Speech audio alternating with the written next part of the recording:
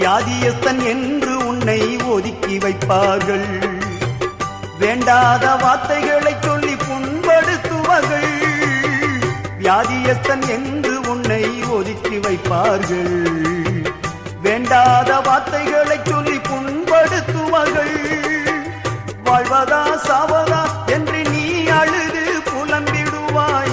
வாழ்வதா சாவதா என்று நீ அழுது புலம்பிடுவாய்.